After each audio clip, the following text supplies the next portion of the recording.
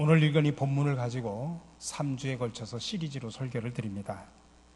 사도 바울은 본문을 통해서 우리에게 하나님께서 선물로 주신 은사를 사용하는 정도, 바른 길을 가르쳐 줍니다. 그것은 첫 번째, 사랑으로 쓰라. 두 번째, 부지런히 사용하라. 마지막 세 번째가 어려운 중에 있는 사람들을 위해서 사용하라고 하는 것입니다. 그래서 오늘은 마지막에 어려운 중에 있는 이들을 위해 사용하라고 하는 이 권면의 말씀 속에 초점을 맞춰 함께 은혜를 나누고자 합니다. 오늘 12절, 13절의 말씀입니다. 소망을 품고 즐거워하며 환난을 당할 때 참으며 기도를 꾸준히 하십시오. 성도들이 쓸 것을 공급하고 손님 대접하기를 힘쓰십시오. 오늘 말씀은 하나님이 주신 그 선물인 은사를 우리가 바르게 사용하기 위해서는 두 가지인데, 첫 번째, 먼저 나 자신이 모든 상황 속에서 소망, 환난, 기도로 우리가 승리를 해야 된다고 하는 것입니다. 소망을 가지고 또 환난 가운데 인내를 가지고 늘 기도하면서 승리하는 삶을 살아야 된다. 그리고 나서 하나님이 주신 은사를 어려운 사람들을 위해서 사용하라고 하는 말씀입니다. 첫 번째로 우리 모든 상황 속에서 소망과 인내와 기도로 승리하라는 이 말씀을 들어야 됩니다. 12절입니다. 소망을 품고 즐거워하며 환난을 당할 때 참으며 기도를 꾸준히 하십시오. 첫 번째, 소망에 관한 이야기를 하고 있습니다. 오래전에 갑작스럽게 남편을 잃은 한 부인이 있었습니다. 이 여인은 그럼에도 불구하고 용기를 잃지 않고 열심히 옛날에 타자를 배워서 회사의 비서로 채용이 되었습니다. 근데 몇 달이 지나지 않아서 이 손가락이 썩어가는 무서운 병에 걸렸습니다. 점점 악화돼가지고 손가락 마디를 하나씩 잘라내기 시작을 합니다. 그 여인은 더 이상 일을 할 수 없는 안타까운 상황 속에서 절망에 빠졌습니다. 그때 목사님께서 신방으로 오셔서 이런 말씀을 했습니다. 하나님은 하나의 문을 닫으실 때 다른 문을 열고 계신다는 사실을 기억하십시오. 이 말씀을 믿고 열심히 치료를 받은 결과 부인은 병에서 회복이 됩니다. 그리고 그 회사의 직원으로 다시 복직을 합니다. 그 여인은 이 절망의 골짜기를 지나서 소망의 새로운 삶을 시작하면서 하나님께 이렇게 감사의 고백을 드렸습니다. 내 손가락이 잘려지는 것은 무섭지 않습니다. 이제부터 내 자식들은 어떻게 할 것인가, 이것이 사실 가장 큰 염려였습니다. 그러나 이제 하나님께서는 문제를 정지 표시가 아니라 방향 표시로 바꾸어 주셨습니다. 그렇게 고백을 했습니다. 그렇습니다, 여러분. 내 힘으로 감당할 수 없는 그런 절망의 상황은 모든 것이 끝났다고 하는 정지 표시가 아닙니다. 오히려 하나님이 예비하신 다른 방향으로 나아가라고 하는 방향 표시등임을 믿으시기 바랍니다. 그래서 우리가 그 방향에 따라 순종을 하면 놀라운 하나님이 예비하신 은혜와 역사가 일어남을 믿으시기 바랍니다. 여러분, 우리가 믿는 기독교는 창조의 종교입니다. 아무것도 없는 데서 온 세상을 만들어주신 바로 그분이 우리의 아버지, 우리의 하나님이십니다. 또 기독교는 부활의 종교입니다. 죽은 자를 살려내는 종교입니다. 마른 뼈에 생기를 불어넣어 살려내는 종교입니다. 그래서 창조가 없는 종교, 부활이 없는 종교는 허수아비고 부도수표입니다. 그래서 우리는 창조와 부활의 주님을 믿기에 어느 상황 속에서도 절망하지 않고 넘어지지 않고 소망을 품고 즐거워할 수 있음을 믿으시기 바랍니다. 두 번째, 인내를 말합니다. 사실 저도 성질이 무지하게 급하거든요. 근데 저뿐만 아니라 보편적으로 한국 사람들의 기질 가운데 가장 큰 단점을 꼽는다고 하면 무엇이든지 참지 못하고 급하다고 하는 것입니다.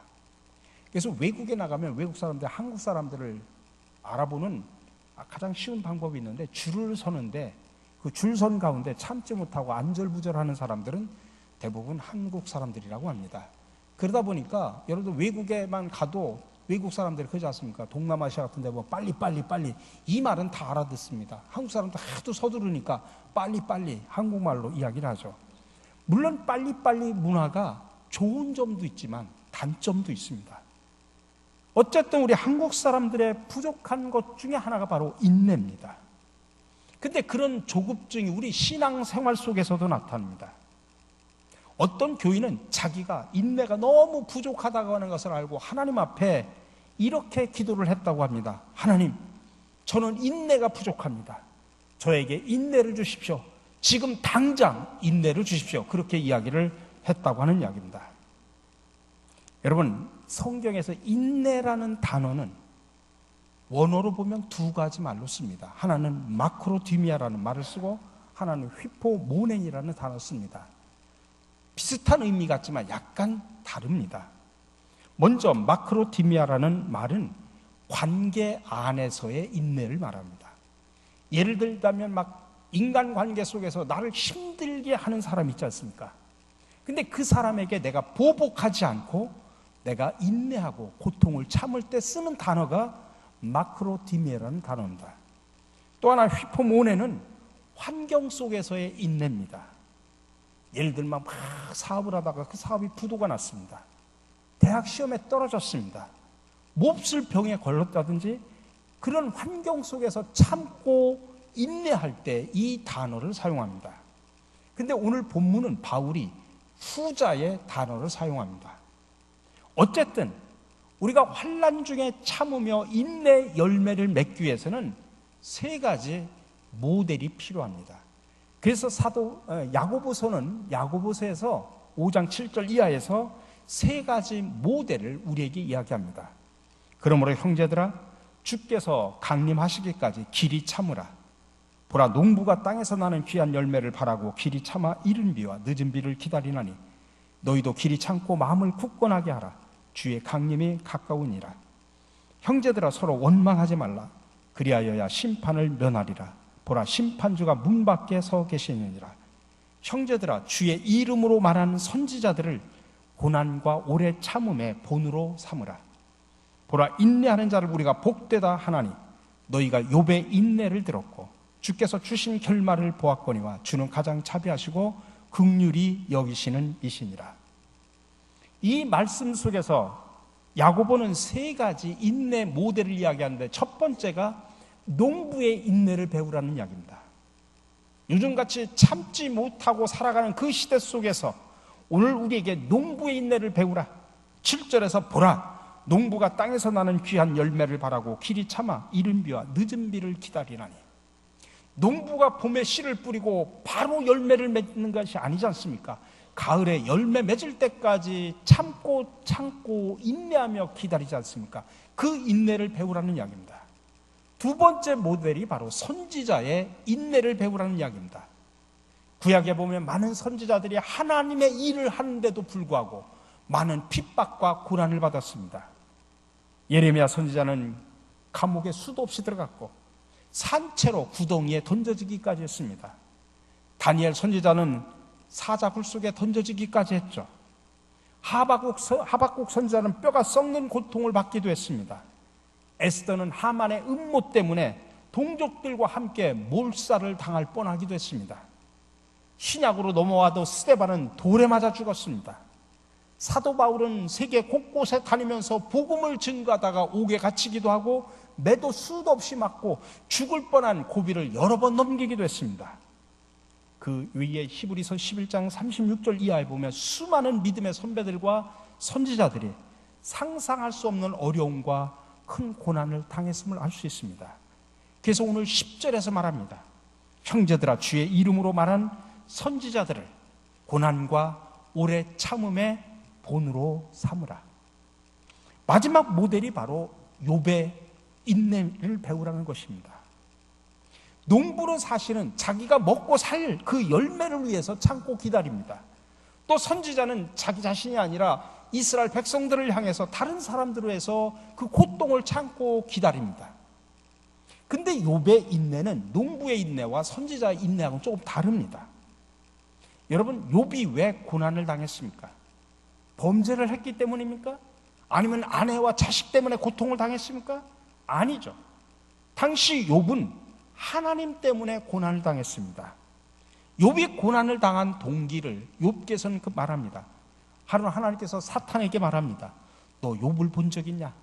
그와 같이 순전하고 정직해서 나를 경외하며 악에서 떠난 자가 세상에 없느니라 하면서 하나님이 사탄에게 욥을 자랑합니다. 그러자 사탄이 하나님 앞에 뭐라고 이야기하냐면, 하나님께서 욥에게 많은 재물을 주셨기 때문에 그가 하나님을 의지하는 거 아닙니까? 그러니 만약 하나님께서 욥에게 주셨던 그 모든 것을 한번 빼앗아 보십시오. 욥은 단번에 무너질 것이고 하나님을 원망할 겁니다 라고 그렇게 반문을 합니다. 그래서 하나님께서는 사탄에게 욥의 몸을 제외한 모든 것을 다 손댈 수 있도록 허락을 해주십니다. 그래서 마침 사탄의 공격이 시작을 합니다.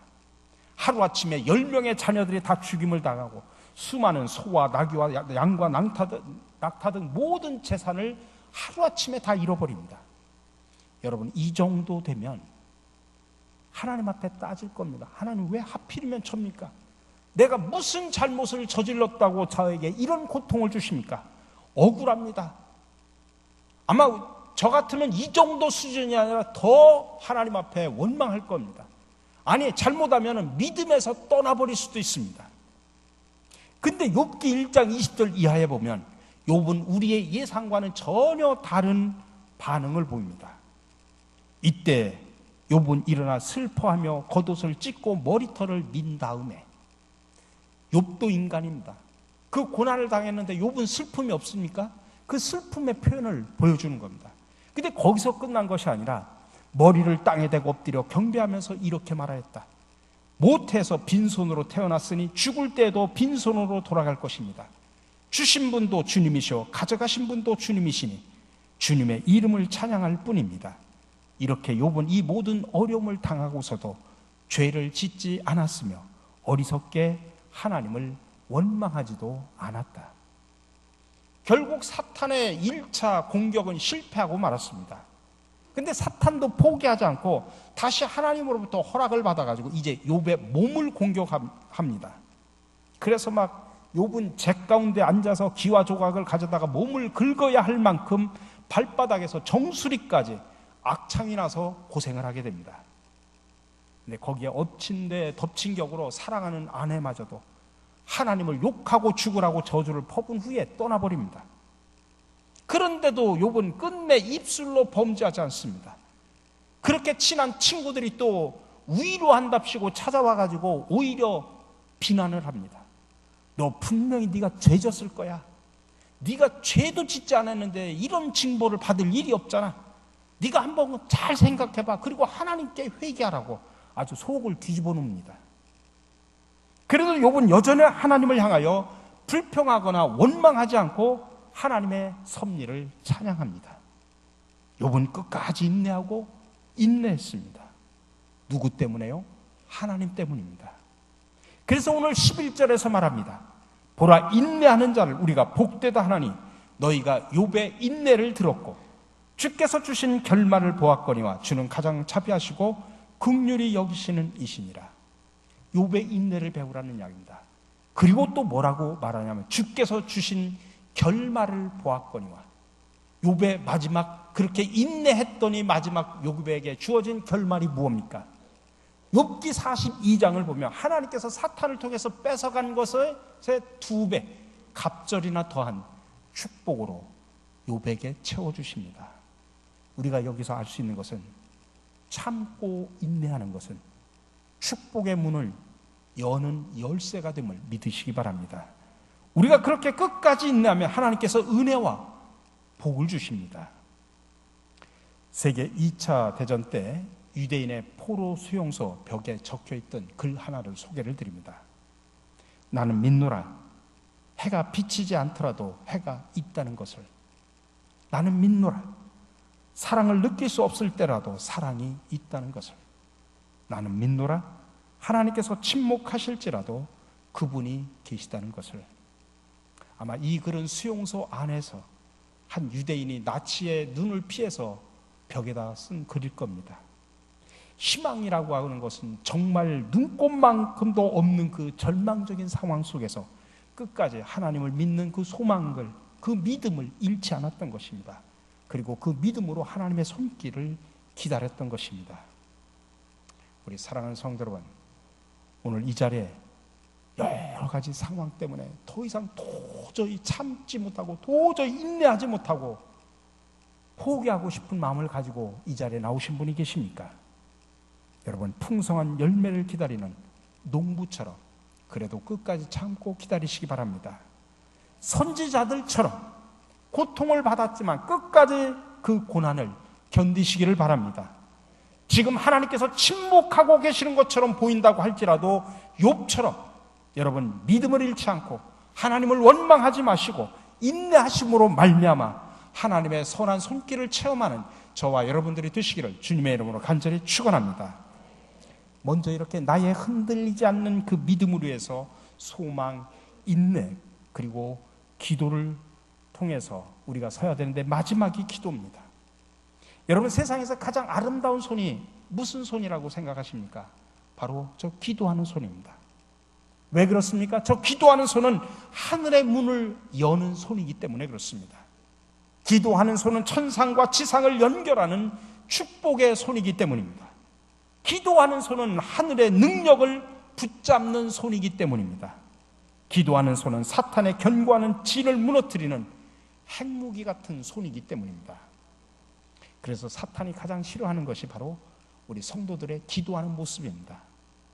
평신도 신학자인 C.S. 루이스는 스크래테이프에게 쓴 편지라고 하는 책에서 이런 이야기를 합니다. 사실은 스크래테이프라는 분이 사람이 누구냐면 고참 귀신입니다.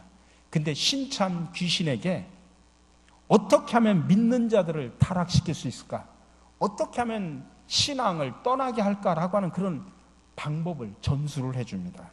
그 비결 중에 하나가 기도를 방해하는 방법이라고 하는 것입니다.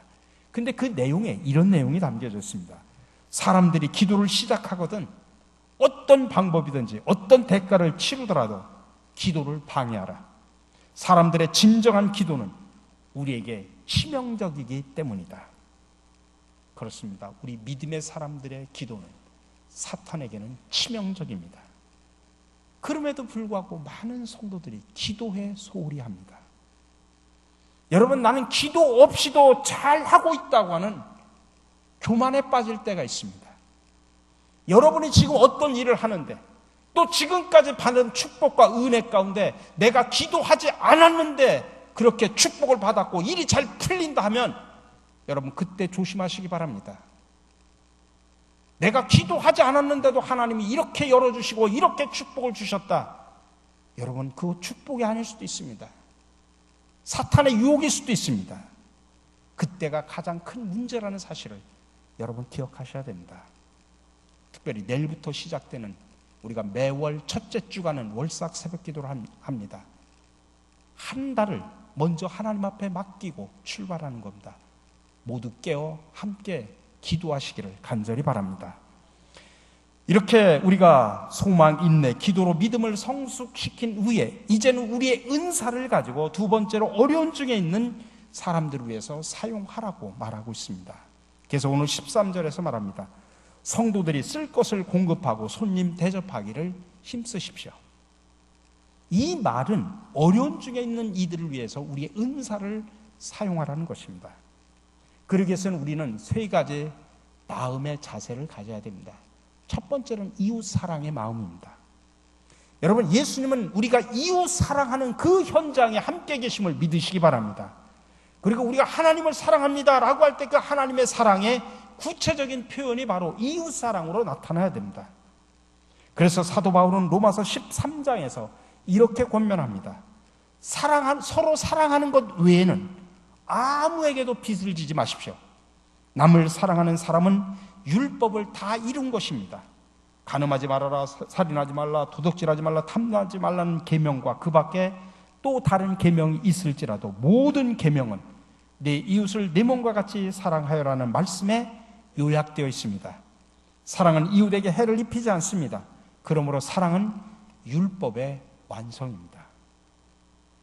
정말 하나님을 사랑하는 그 마음을 담아서 구체적으로 이웃을 사랑하는 사람이 어떻게 간음하고 어떻게 도둑질하고 어떻게 살인하고 어떻게 탐심을 품을 수가 있겠느냐 이 말씀입니다.